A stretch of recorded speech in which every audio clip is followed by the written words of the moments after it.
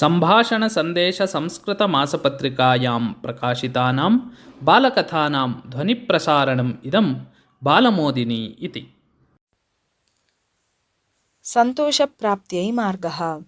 कदाचित् कश्चन गृहस्थः महात्मानं दृष्ट्वा नमस्कृत्य पृष्टवान्, श्रीमन्, मम जीवने सन्तोषः एव नास्ति, अतः एव अहं भवत्सन्निधिम् आगतवान् अस्मि।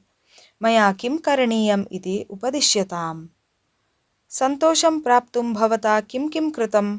महात्मा अपृच्छत्। किं किं न कृतम् इति पृच्छताम्।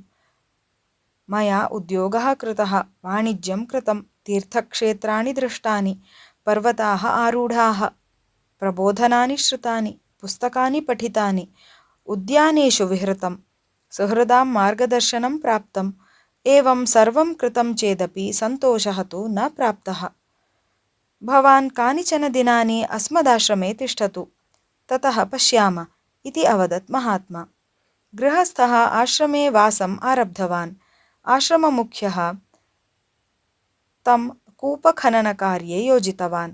सः गृहस्थः श्रद्धया तत् कार्यम् अकरोत्। केषाञ्चित् दिनानाम् अनन्तरं कूपे जलम् उद्गतम्। तद् द्रष्टुम् आगतः महात्मा तं गृहस्थम् अपृच्छत्, भोः, अत्र जलं कुतः आगतम्? किम् अन्यस्मादागतं तत्? न श्रीमान्, भूमेः अन्तः जलम् आसीत्।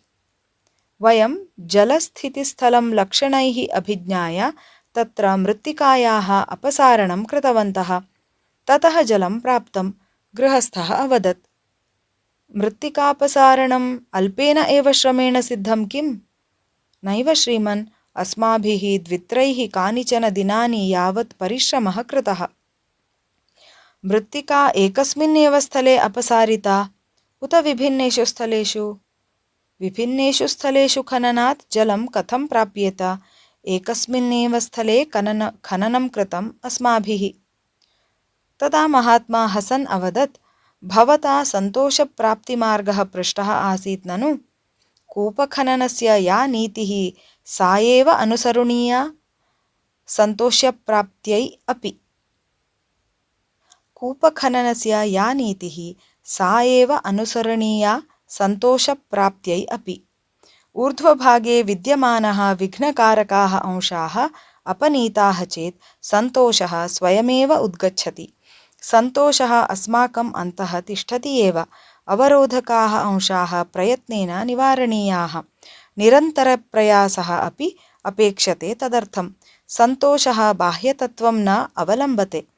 मनसः नैर्मल्यं सम्पादितं चेत् सन्तोषः स्वयं प्राप्येत।